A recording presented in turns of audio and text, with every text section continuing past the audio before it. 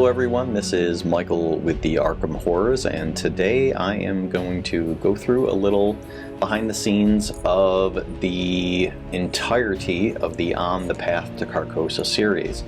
Throughout this video there will be spoilers for the campaign, so if you have not played the Path to Carcosa, I would advise you stop now and then go play the game and then come back. Okay, let's get started. So the first soundtrack is based on the scenario Curtain Call, where we take a trip to the theater and fall asleep, only to be awakened by the realization that while you were dreaming, terrible events unfolded in the theater. The thrust of the scenario involves wandering around the various parts of the theater to see what happened, and as you explore, you start to notice strange things in the set and backstage. At some point you come across a stranger in a pallid mask who doesn't speak and eventually disappears into the shadows, expecting you to follow him. And in searching for the stranger throughout the theater, you eventually come face to face with this vision of horribleness in the form of the royal emissary. And not only do you have to attempt to defeat him, you were then tasked with trying to exit the theater before the theater becomes overcome by flood, fire, or some sort of ectoplasmic ooze that fills the building. The number 3 plays an important role in this campaign, in that you were repeatedly asked to choose one of 3 branching paths through the story of the game. This manifests itself in doubt, that you don't believe what you're seeing, in conviction that you do believe what you're seeing, or in being unsure of what you see. So for the first scenario here, the most important message to convey in the music is that of exploring and discovering and trying to find out what is happening. So much of the music reflects just trying to understand what is going on while you are moving around from one part of a theater to the other. You will hear themes start to develop with this first soundtrack that periodically will come back in subsequent scenarios. So a lot of the music in this scenario is basically meant to just convey this sense of trying to determine what it is that you're seeing, what happened in the theater while you were asleep, and just trying to kind of determine, is this real or is this not real? And then you come across the stranger, and that becomes this whole thing that you're trying to understand. Is the stranger a threat to you, or is he someone that holds the answers to some very important information?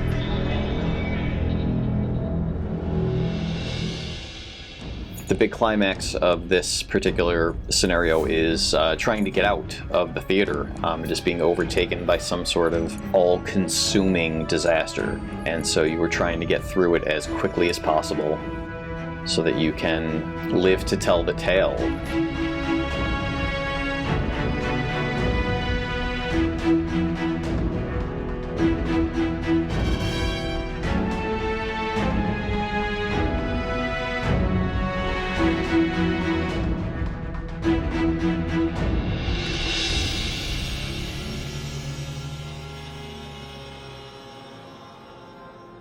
In the second scenario of the Path to Carcosa, you find yourself invited to the cast party for the King in Yellow at the house of Constance Dumaine. Upon entering the house, you have a terrible feeling that beneath the veneer of a celebration, there's a deep sense of sanity unraveling all around you.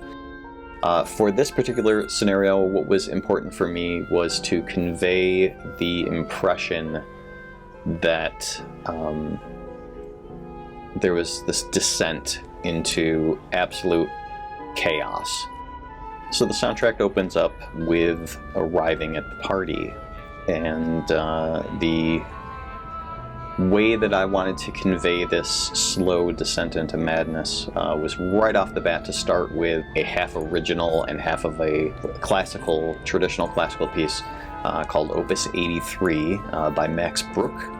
And so what I decided to do was, as the track plays out, as the melody between the instruments plays out, that it starts to get more and more out of tune and more dissonant, so that it really gives the sense that something isn't quite right.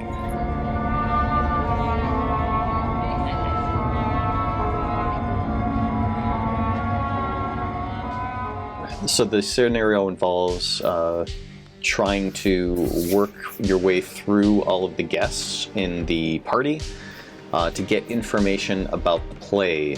So this involves a little bit of time in trying to get their trust so that they will talk with you. If you don't happen to get through all the members of the party, they will slowly go insane without giving you their information, and then you kind of have to deal with that aspect of things. For every character that you do interact with and manage to get information out of, that becomes useful with every subsequent scenario after this.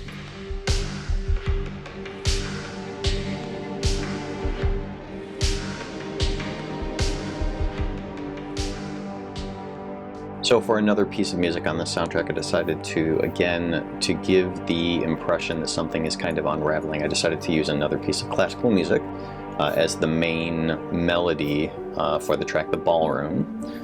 Again, to just try and do this impression that stuff is just very unsettling and something feels very off and something feels like it's going wrong, going very, very wrong. So what you're going to hear is a lot of like the pitch kind of going in and out of tune while the melody is playing. And I thought that was very important to just kind of give this impression that people might be smiling and laughing and joking and clinking their glasses, but like something is terribly, terribly wrong here.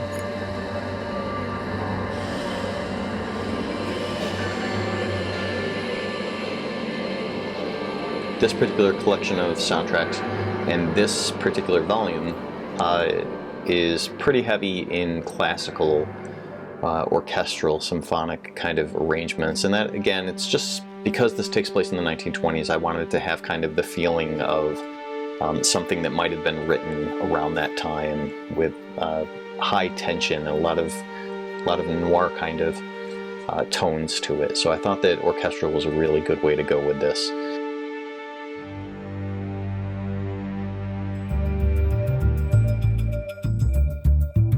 For a song like Tough Crowd and for a song like Terrifying Truth, you'll hear more jazz elements as well, because I wanted to kind of give the impression that maybe they hired a little combo to play as well during the party.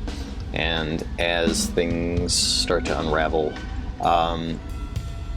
that jazz sound starts to get more and more weird sounding. So that's kind of what you're hearing on those tracks as well.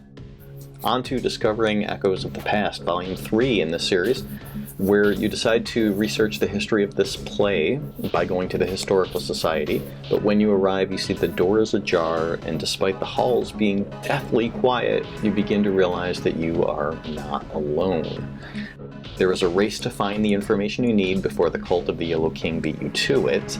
And so again, there is this sense of trying to discover something, but also a sense of being on a mission. That seems to be the predominant feel in this soundtrack.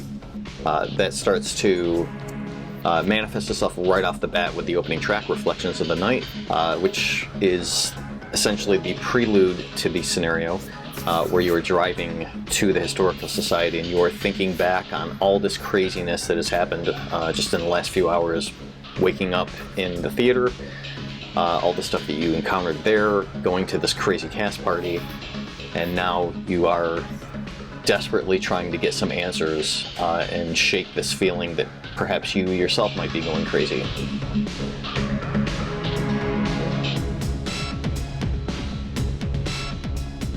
So once you're in the Historical Society, you do find that there's a lot of just quietness, darkness. I used a lot of vocal chants, dark, low tones for vocal chants, just to give the impression that the cult of the Yellow King may also be here trying to suppress the very information that you're looking for.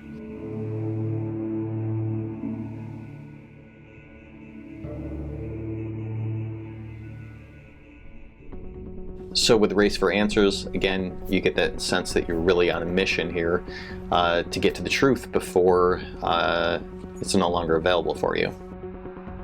So as you are working your way up to the second floor and ultimately to the third floor to try and find these answers, the sense of peril increases. So the music starts to get a little bit more intense in tracks like The Cult's Search and A Museum of Buried Secrets.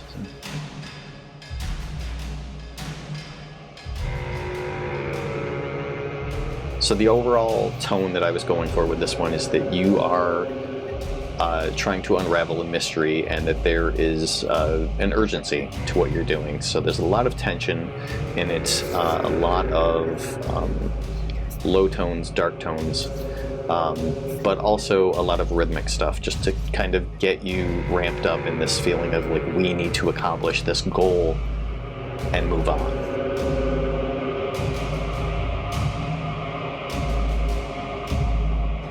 Which we do by eventually ending up for the fourth soundtrack at the Arkham Asylum for the fourth soundtrack, Exposing the Unspeakable Oath. So we go to the Arkham Asylum in search of Daniel Chesterfield, who once worked on the only other production of The King in Yellow to have been put on in Arkham. This is where the doubt and conviction mechanic of the game really starts to come into focus, as it appears that you may have been in the asylum in the past, despite having no memory of being there. So there's very much this sense of familiarity, like the guards seem to treat you more like you're a patient than someone who is there to visit with a patient. You walk into a cell and it seems oddly familiar to you. So that is all kind of what's going on here in the asylum, the goal of which in this scenario is to find Daniel, try to get him out of the asylum without being caught, and to get Daniel to manage to give you some information about the King in Yellow, which it does end up getting revealed that he is a real entity called Haster and has terrible plans for reality. So everything about Exposing the Unspeakable Oath was about making it feel scary, to make it feel unsafe. Right off the bat, there is this sense of danger, and you'll hear that in the opening track. But as you move around and through this hospital, you do start to feel unwell. So it was really important to me that I was building this alternate sense of mission coupled with feeling unsafe. This manifests itself really well in the East Wing, West Wing. So the East Wing is rhythmic, it's structured, it has a sense of purpose to it, whereas the West Wing is very unstructured. There's a lot of openness in the tracks on this soundtrack, again, because I'm just trying to reiterate over and over again that something doesn't feel right in here.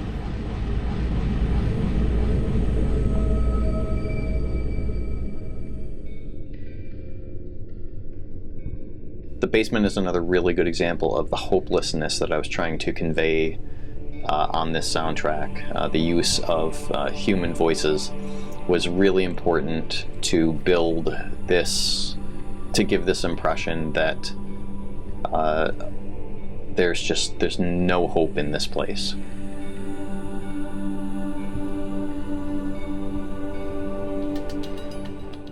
Once we do find Chesterfield, it's important that we try and get out. So there's this really strong sense of, we gotta move fast. And that's what you're hearing in this track. This jeopardy is then reiterated in the track Escaping Arkham, where again, I'm using human voices along with some percussive elements and rhythm and stuff like that.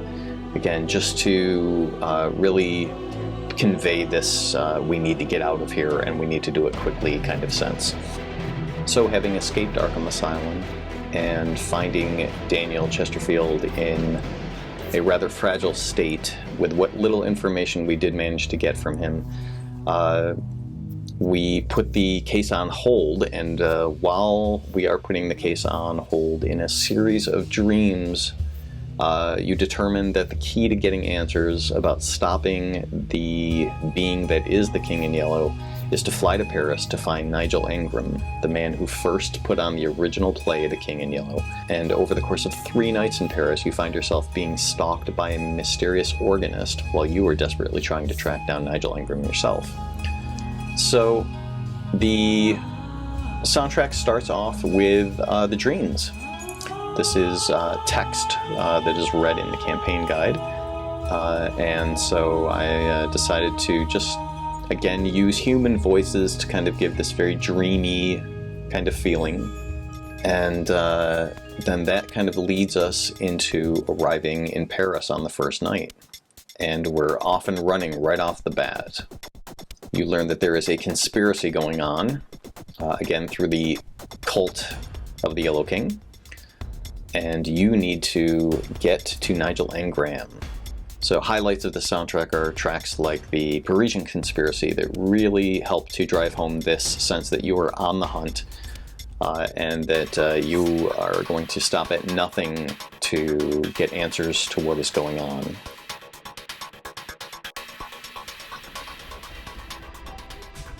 You'll hear the same kind of intensity in a track like Making Plans for Nigel, which again has another very rhythmic kind of feel to it. But coupled with the sense of being on the case, you also get this sense of someone following you and trying to stop you. Danger All Around You is a really good example of me trying to do that by starting off with a slow build into this sense that you are running away from something while you're also running towards something, and maybe you're going to be stopped, and maybe you're going to have to confront some of this danger that's pursuing you so that you can get on with your task. And so that's what you hear with Danger All Around You.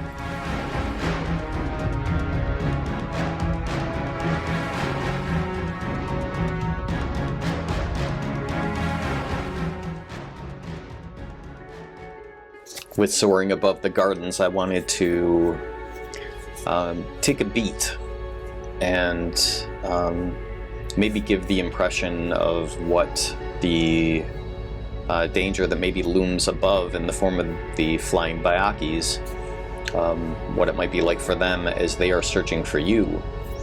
So that's what you hear in that track, is a lot of movement in the forms of these soaring strings, this arpeggiated melody going up and down, trilling up and down.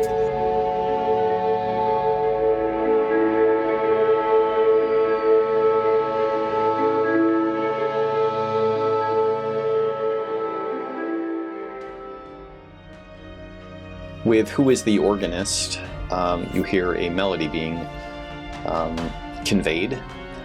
This melody is meant to give you this sense of unease, because the description of the organist is that his presence is accompanied by this strange music that is very dissonant and discordant.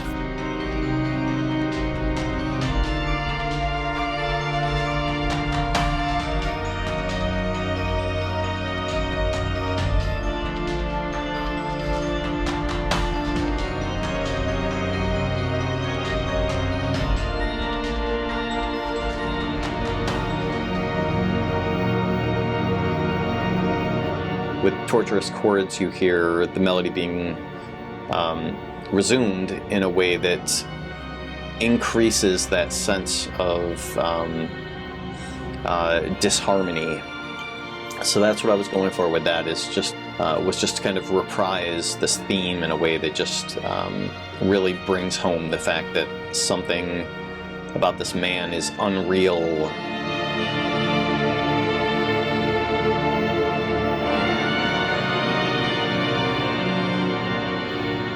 The album closes out with another piece of classical music. I wanted to find a piece of classical organ music, and then take a little snippet of that and kind of add my own spin on it. So what you're hearing here is the main melody is a piece of classical music, and then the rest of it is all stuff that I added to it to give it a more modern, upbeat approach as we are barreling towards the end of this scenario. With Volume 6, The Catacombs of the Pallid Mask, your exploration of Paris leads to the underground catacombs that run throughout the city. You're lost, and as you try to make your way through the damp and dark, you find yourself in the lair of the man with the pallid mask, and you confront him to give you the answers as to how Hastur may be defeated.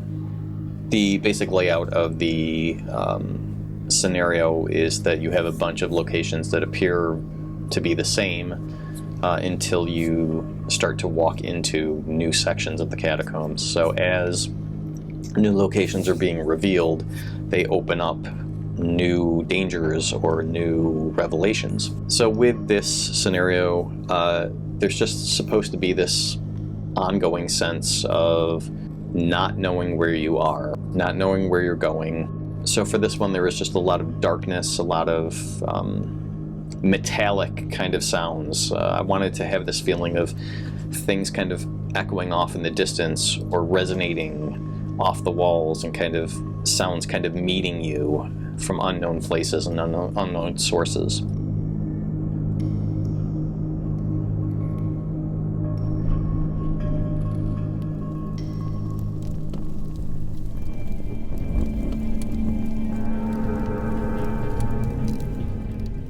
So with a track like Candlelit Tunnels, for example, you get the sense of a section of the catacombs that is brightly lit, but you also get the sense that beyond the candlelit portion, there's just stuff beyond your ability to see that's just waiting around the corner or off to the left or off to the right. And what eventually happens is you do run into the man in the pallid mask, who, again, he kind of beckons you to find him. He kind of taunts you to find him.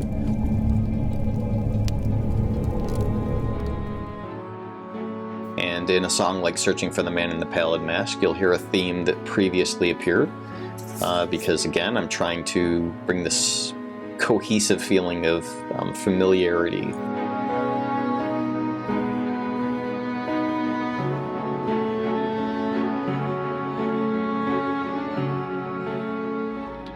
So eventually the catacombs start to collapse, and the soundtrack ends with the track Follow the Stranger, which again is meant to give this sense of we need to get out. That seems to be a recurring theme with this, is either we need to get out or we need to get in. So you hear that in Follow the Stranger, is that it's all about get out, get out, get out, because that is the goal of this particular scenario in the campaign.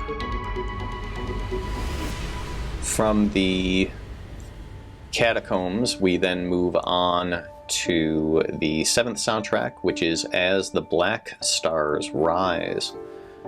On the island of Mount St. Michel, amid a storm, you find that the veil between reality and unreality is very thin here. While the city starts to flood, you must perform a ritual to open the path to get to Carcosa before Hastur's agents do. This particular soundtrack is very heavy with melody. The first track in particular is Arriving at Mont Saint Michel, and you are filled with trepidation, and you're filled with you're exhausted, and you just don't know if you're going to be able to do this or not. So there's very much the sense of just taking a deep breath before going in and trying to make this happen. It seems to be a one-way trip for you, and you are resigned at this point, but you're also unsure. A lot of these soundtracks, I try to kind of do this A-B thing, where one track is rhythmic, melodic, and the next track is more ambient, more wide open. I try to balance between doing symphonic, orchestral arrangements and doing electronic elements. So I try to do a balance in the album so that there's a little bit of something for everybody in terms of taste.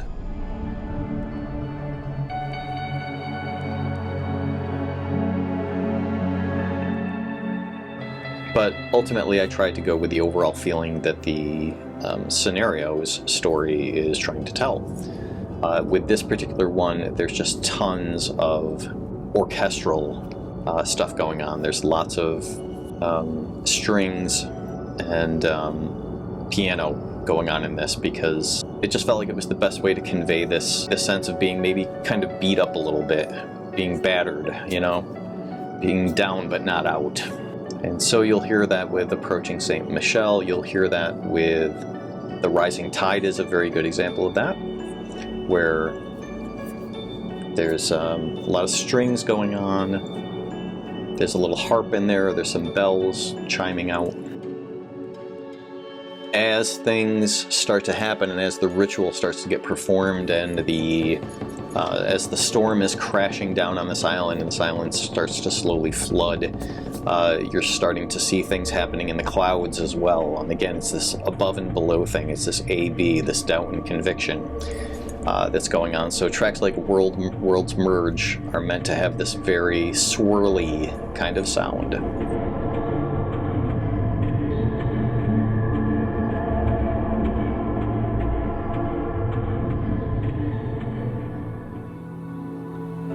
Once again, you'll hear piano very prominent in the Outer Wall track.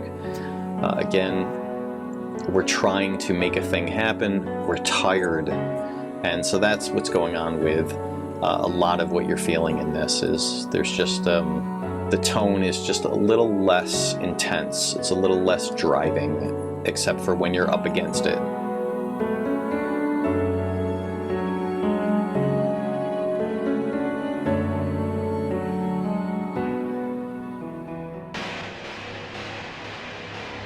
So tracks like Let the Storm Rage has a lot of just darkness and openness in it because, again, you're more slowly approaching. Things are more urgent than ever, really, but you just don't have the strength and the energy that you had because all of this has just taken a toll on you physically and emotionally. You'll hear that same thing kind of happening with Blue Star as well, where it's just kind of very minimal and you just get the sense of the atmosphere is changing around you. With the closing track of this album, you are inches away from crossing the threshold and stopping Haster from destroying reality. And so with this one, there's, again, this very strong sense of a showdown happening, even though it's not the ultimate showdown. So for a change, I decided to incorporate some electric guitar in here. I had it slightly detuned to give it, again, just that sense of unsettledness while again creating this kind of tense sense of urgency and making a push. Unlike a lot of the finales on my soundtracks, this particular one actually just fades out. And that was intentional because As the Black Stars Rise really is a setup for the final volume, How Dim Carcosa. The entirety of Volume 7 really is just a setup for what happens in the final soundtrack. In How Dim Carcosa, Volume 8, you arrive in Carcosa. There is no going back. In confronting Haster, you find sanity no longer has any meaning, and that the events from the play The King in Yellow are actually being played out before you. You must defeat the King in Yellow before you are driven irreversibly insane. Throughout the entirety of this soundtrack, you hear themes and arrangements that previously appeared in the Curtain Call soundtrack. For example, the track Madness Coils is actually a callback to the Royal Emissary from the first soundtrack. Slightly synthesized, more distorted. The track in Lost Carcosa is actually a reworking of the track Awakening from the first soundtrack. So there's various callbacks, and that was really essential to me in terms of trying to say that what happened at the beginning is happening at the end. As above, so below. Doubt, conviction. It's very much this A-B kind of thing at this point. The being unsure, the third path is kind of off the table at this point, and we're really just presented with just two choices this late in the game, and that's the above and the below of it.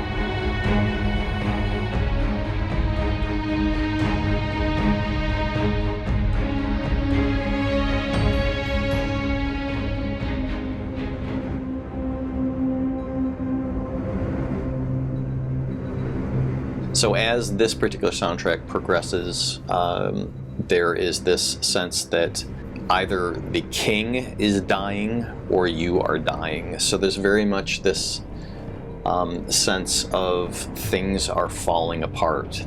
So tracks like the final act have all of this space built into it because it's kind of meant to give you this rising and falling sense of, you know, are we going to make it?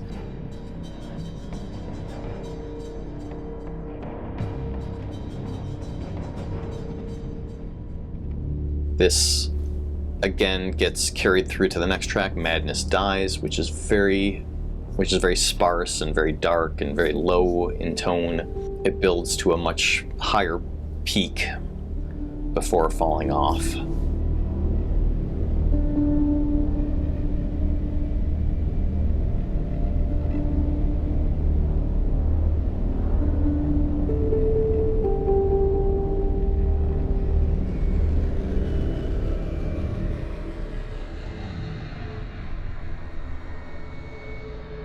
As we are approaching the end of the soundtrack, a track like Tatters is a really good example of kind of just this, trying to convey this impression that things are just gone, and all that is left is hopelessness.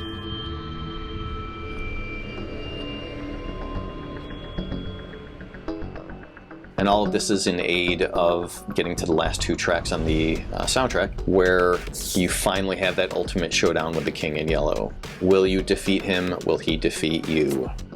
And while Haster's End is trying to convey this sense of outmaneuvering him, we end with the fall of Carcosa. So with this last track, it is really meant to be kind of this sense of kind of being ripped back into reality, or being ripped completely out of reality.